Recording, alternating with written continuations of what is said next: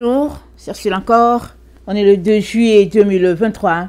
Alors, je viens sur la trompette aujourd'hui encore et je viens proclamer le retour de notre Seigneur Jésus-Christ. Amen, alléluia. Soyons tous bénis, soyons remplis de sa joie, soyons persévérants. Amen. Les yeux fixés sur notre Seigneur Jésus-Christ. Lui et lui seul. Amen. Alors, la justice garde les justes, dit la parole de Dieu. Proverbe 13, le verset 6. Voilà ce qui est dit. C'est dit, le juste hait les paroles mensongères, le méchant se rend odieux et se couvre de honte. Verset 6. La justice garde celui dont la voie est intègre, mais la méchanceté cause la ruine du pécheur. Amen. La méchanceté cause la ruine du pécheur et la justice garde celui dont la voie est intègre. Alors, c'est quoi la justice? La justice, nous dit Wikipédia, c'est la droiture, c'est l'équité, c'est la rigueur. Amen. Alors, pour nous les enfants de Dieu, nous savons que la justice, ça a un nom, et puis c'est Jésus-Christ. Parce que notre Seigneur Jésus, il est venu pour la justice. Il dit, je vais au Père, parce que le monde est déjà jugé. Et il dit, je suis, dans Jean 16, le verset 8, Jésus-Christ dit, et quand il sera venu, il convaincra le monde en ce qui concerne le péché, la justice et le jugement. En ce qui concerne le péché, parce qu'il ne croit pas en mon nom. La justice, parce que je vais au Père et que vous ne verrez plus. Le jugement, parce que le prince de ce monde est jugé. Amen. Donc, la justice, Jésus dit, parce que je vais au Père et vous ne verrez plus. Il appelle ça justice parce que il est venu chez les siens. Et les siens ne l'ont pas reçu. Et ils l'ont cloué. Amen. Ils l'ont cloué au bois. Ils l'ont livré pour être cloué. Ils ne voulaient rien savoir de lui.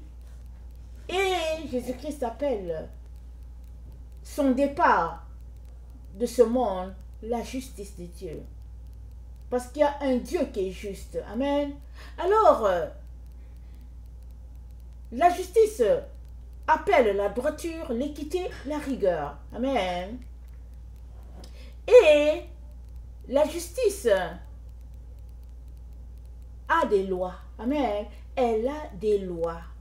Alors, parlant de justice, Jésus-Christ a fait toute une référence au Saint-Esprit parce qu'il a rattaché la justice de Dieu à la présence du Saint-Esprit. Parce que toi et moi ne pouvons pas marcher selon la justice et la droiture de Dieu si nous ne marchons pas selon le Saint-Esprit. Si l'Esprit de Dieu n'habite pas en nous, nous ne pourrons pas vivre la vie de Christ. Parce que les enfants de Dieu ont l'Esprit de Dieu en eux et les enfants de ce monde ont l'Esprit du monde en eux. Tu ne peux donc pas, avec l'Esprit du monde, marcher sur la justice de Dieu, tu ne peux pas. La seule manière pour toi de vivre et de marcher sur la justice de Dieu, c'est d'avoir en toi l'Esprit de Dieu. Et l'Esprit de Dieu est disponible pour quiconque lui a donné sa vie. Amen. Il est disponible pour quiconque. Amen. Alors, il suffit juste que tu marches sur les commandements de Dieu et que la lumière de Dieu te visite. Amen. Et tu seras transformé. Amen. La justice de Dieu va habiter en toi. Psaume 119 et le verset 7 dit, « Je te louerai dans la droiture de mon cœur en apprenant les lois de la justice. Je veux garder tes statuts, ne m'abandonne pas entièrement. » Alors, la justice a des lois Et le verset, la phrase de tout de suite, c'est « Je veux garder tes statuts ». La justice de Dieu tire, au fait, la justice de Dieu en nous, tire ses racines du fait que nous marchons par le Saint-Esprit, et c'est le Saint-Esprit en nous qui va nous donner de vivre cette justice de Dieu-là. Et c'est le même Saint-Esprit qui nous donne d'appliquer les statuts de Dieu. David a dit, j'aime tes commandements, je serre ta parole sur mon cœur. C'est la seule manière pour toi et moi de refléter la justice de Dieu, la lumière de Dieu. Sinon, on ne peut pas. On ne peut pas vivre la vie de Dieu sans marcher selon ses principes, selon ses statuts. C'est ça que plusieurs personnes essayent de faire. Plusieurs veulent vivre la vie de Jésus sans pratiquer ses statuts. Ce n'est pas possible. Amen. Ce n'est tout simplement pas possible. Dans le Proverbe 13, le verset 13, voilà ce qui est dit. Le verset 13. Celui qui méprise la parole se perd, mais celui qui craint le précepte est récompensé. Ça va dans le sens de ce qu'on vient de dire. Si tu aimes la parole de Dieu, si tu aimes ses préceptes, tu seras récompensé. Tu vas marcher dans la droiture. La lumière de Dieu sera avec toi, sa présence sera avec toi. L'enseignement du sage est une source de vie, je suis dans le verset 14, pour détourner des pièges de la mort. L'enseignement du sage. Et qui est sage? Notre Dieu, la sagesse. Amen. Une raison saine a pour fruit la grâce, mais la voie des perfides est rude. Tout homme prudent agit avec connaissance, mais l'insensé fait étalage de sa folie. Amen. Tout homme prudent agit avec connaissance. Dans d'autres versions, c'est dit tout homme avisé agit avec prudence. Amen. Et au verset 20, c'est dit, celui qui fréquente les sages devient sage, celui qui se plaît avec les insensés s'en trouve mal. Donc, la voie de la justice requiert aussi que tes fréquentations soient selon la droiture, selon la pureté. Amen. Ça, c'est très important. Tu ne peux pas t'en sortir si, au fait, toi, tu veux marcher selon la justice, mais ceux-là que tu fréquentes aiment les voies fausses, les voies des ténèbres, tu ne peux pas t'en sortir. Amen, tu ne peux pas. Tu as besoin d'aligner ta vie à tous les niveaux.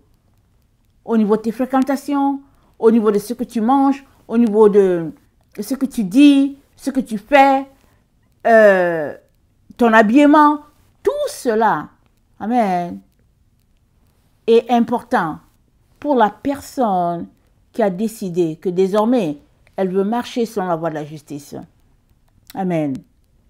Et qu'est-ce que ça veut dire être avisé? Parce que nous venons de lire au verset 20, Proverbe 13, le verset 20, ça dit « Celui qui fréquente les sages devient sage, mais celui qui se plaît avec les insensés s'en trouve mal. » Et au verset, attendez, s'en trouve mal, au verset,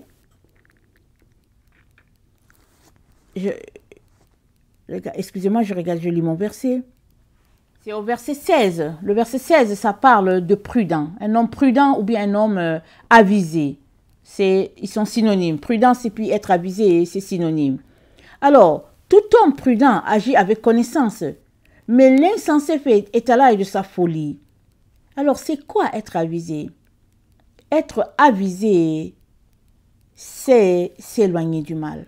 Amen. C'est s'éloigner du mal. Et dans 2 Timothée 2, dans 2 Timothée 2, le verset 19, c'est dit: néanmoins, le solide fondement du Dieu reste debout, avec ses paroles qui lui servent de sceau. Le Seigneur connaît ceux qui lui appartiennent. Quiconque prononce le nom du Seigneur, qu'il s'éloigne du mal. Amen. Quiconque prononce le nom du Seigneur, qu'il s'éloigne du mal, qu'il s'éloigne de l'iniquité. Parce que notre Dieu est un Dieu de justice. Alors si tu dis que c'est lui que tu aimes, ça veut dire que tu es lié à Jésus-Christ. Ça veut dire que tu es en association avec lui. Ça veut dire que vous êtes unis ensemble. Vous êtes désormais dans la même équipe. Et Jésus-Christ, il est lumière, vérité, pureté, justice. Amen. C'est ce qu'il est. Il a vécu sur cette terre, il l'a démontré. Alors, tu ne peux pas être en même temps en association avec Jésus et en même temps en association avec le mal. C'est pourquoi il t'est recommandé de t'éloigner du mal si tu as choisi de suivre Jésus-Christ. Amen. Très, très important. Donc, mais c'est quoi le mal? Tu peux t'arrêter pour dire oui, mais c'est quoi le mal? Alors, allons-y à la base. Amen. Allons-y dans Nombre 15. Le Seigneur donne une consigne à Moïse concernant le mal. Amen. Il donne une consigne à Moïse pour le peuple. Et là-dedans, nous pouvons saisir une bonne définition pour le mal. Alors, c'est Nombre 15,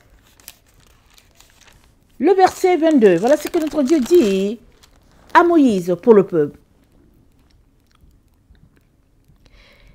Si vous péchez involontairement, en n'observant pas tous ces commandements que l'Éternel a fait connaître à Moïse, tout ce que l'Éternel vous a ordonné par Moïse, depuis le jour où l'Éternel a donné des commandements, et plus tard, dans le temps à venir, si l'on a péché involontairement, sans que l'assemblée s'en soit aperçue, toute l'assemblée offrira un jeune taureau en holocauste d'une agréable odeur à l'Éternel, avec l'offrande et la libation. D'après les règles établies, elle offrira encore un bouc en sacrifice d'expiation.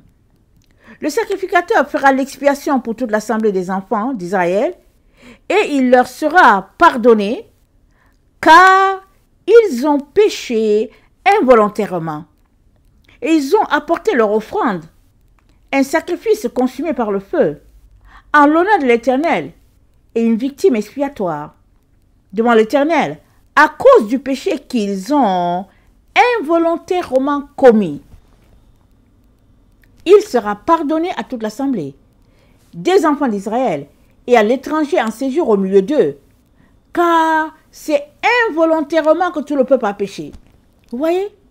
Dieu insiste sur le mot involontairement, parce que on peut pécher involontairement.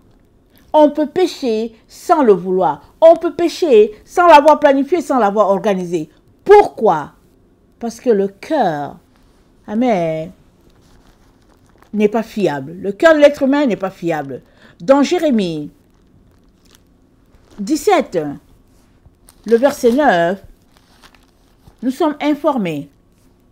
Amen. Jérémie 17, le verset 9, c'est dit: le cœur est tortueux par-dessus tout, et il est méchant. Qui peut le connaître? Moi, l'Éternel, j'éprouve le cœur. Je sonde les reins, pour rendre à chacun selon ses voies, selon le fruit de ses œuvres. Dieu est celui qui sonde les reins. Nous avons déjà vu que le rein, c'est l'instrument qui fait la séparation entre les bons et les déchets. Amen. Et Dieu dit qu'il sonde les reins. Ça dit que Dieu est capable, dans sa justice, de voir si ce que tu fais, c'est droit ou pas. Lui seul est capable de détecter cela, mais pas toi. Souvent, tu peux te faire confiance, tu peux dire que non, voilà, je suis de bonnes intentions, alors que tes intentions cachent autre chose que tu n'as pas forcément vu, que tu ne sais pas forcément. Alors voilà pourquoi notre Dieu insiste dans Nombre, il parle de péché involontairement. La seule manière pour nous de savoir que notre péché involontaire est pardonné, c'est que tous les jours, on vient devant Dieu pour dire, Seigneur, je te demande pardon pour les péchés que j'ai commis, et puis tu les cites, et pour les péchés que je ne sais pas que je les ai commis. Parce que souvent, on est de bonne intention, on fait quelque chose, alors que on vient de commettre un péché. On vient de mettre une barrière entre Dieu et nous, et puis on ne sait même pas. Alors Dieu dit à Israël que si le péché est involontaire, il faudrait amener un sacrifice. Il faudrait qu'il soit consumé par le feu. Parce que c'est involontaire ce qu'on a fait. Donc, il y a des témoins. Parce qu'à tout moment, la Bible nous dit, c'est David qui fait cette prière, David dit, que mon offrande soit devant toi comme la prière du soir. Parce que la prière du soir, c'est là où on vient offrir à Dieu des actions de grâce parce qu'il nous a gardés pendant toute la journée. Et il nous a aidés à passer à travers cette journée sans commettre une action mauvaise devant lui. Alors, il y a des péchés volontaires, il y a des péchés involontaires. Alors, Dieu ne parle pas des péchés volontaires ici. Parce que le péché volontaire, on le mentionne dans le verset 29. Pour l'indigène parmi les enfants d'Israël et pour l'étranger en séjour au milieu d'eux, il y aura pour vous une même loi quand on péchera involontairement. L'indigène, c'est la personne qui ne connaît pas Dieu. Pourquoi? Parce que Dieu a donné la loi à ses enfants et il s'attend à ce que Israël puisse l'observer. Et Israël l'observait. Toute personne en Israël qui n'observait pas les commandements était lapidée. Donc, tout le monde s'organisait pour respecter les commandements. Et Dieu dit, il en sera de même pour l'indigène, c'est-à-dire la personne qui ne connaît pas Dieu. Maintenant, au verset 30, il dit, mais si quelqu'un indigène ou étranger agit la main levée, il outrage l'Éternel, celui-là sera retranché du milieu de son peuple. Il a méprisé la parole de l'Éternel, il a violé son commandement, celui-là sera retranché, il portera la peine de son iniquité. Donc, le péché volontaire est une faute très très grave. Et Dieu dit quoi? La personne sera retranchée. Et nous nous souvenons que Akan avait envoyé la malédiction au milieu de son peuple parce qu'il avait volé un manteau, il avait volé aussi des objets, je ne sais plus si c'était un bijou, je ne me rappelle plus. Et Israël a été défait au combat. Et Josué a pleuré, Josué a dit, Seigneur, qu'est-ce qui se passe? Et puis le Seigneur a montré qu'il y avait un péché dans le camp. Et le Seigneur a révélé il a révélé d'où ça venait. Et finalement, on a trouvé que ça venait de Akan. Et Akan a été retranché, ainsi que toute sa famille. Ils ont été lapidés, ils ont été brûlés. Parce qu'ils ont envoyé l'opprobre au milieu du peuple. Alors le péché d'une personne, c'est le péché de tout le peuple. C'est ça que nous devons comprendre. Le péché d'une personne, c'est le péché de tout le peuple. Et une personne qui pêche volontairement sera retranchée. Qu'est-ce que Dieu est en train de nous dire? Il est en train de nous dire qu'une fois qu'on s'embarque sur la voie de la sainteté, de la purification, sur la voie de la justice, il est important qu'on s'abstienne du péché. Alors, c'est ça que notre Dieu nous dit dans 2 Timothée 2, le verset 19. Si quelqu'un invoque le nom de Jésus, qu'il s'éloigne du mal. Parce que tu ne peux pas en même temps marcher selon Jésus et en même temps marcher selon l'ennemi. Parce que pratiquer le mal, c'est avoir choisi la voie de l'ennemi. Et Dieu nous dit, ça ne se peut pas. Pour quiconque a choisi Jésus.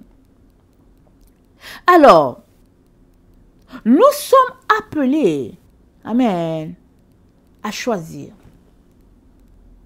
la voie de la vérité, la voie de la justice, la voie de la droiture.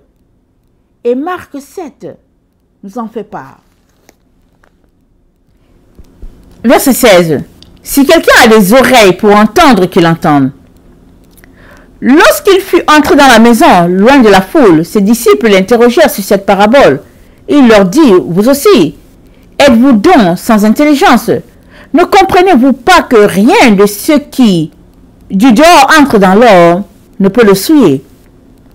Car cela n'entre pas dans son cœur, mais dans son ventre, puis s'en va dans les lieux secrets qui purifient tous les aliments. Il nous dit encore, ce qui sort de l'homme, c'est ce qui souille l'homme. Car c'est du dedans, c'est du cœur des hommes que sortent les mauvaises pensées, les adultères, les impudicités, les meurtres, les vols, les cupidités, les méchancetés, la fraude, le dérèglement, le regard envieux, la calomnie, l'orgueil, la folie. Toutes ces choses mauvaises sortent du dedans et souillent l'homme. Toutes ces choses sont en dedans de l'être humain. Et dans le temps dans lequel nous sommes, les gens ne réalisent pas ce qui se passe autour d'eux. Satan t'envoie des images. Télévision, Internet, cellulaire, tablette. Et toi-même, tu prends ces images-là et tu les mets en dedans de toi. Tu viens souiller tes pensées. Tu viens souiller ton regard. Tu viens souiller tes oreilles. Tu souilles toi-même ton être intérieur sans réaliser. Amen. Sans réaliser que tu es en train de te souiller. Dans les temps anciens, il n'y avait pas toutes ces choses-là. Il n'y avait pas ces écrans-là. Amen.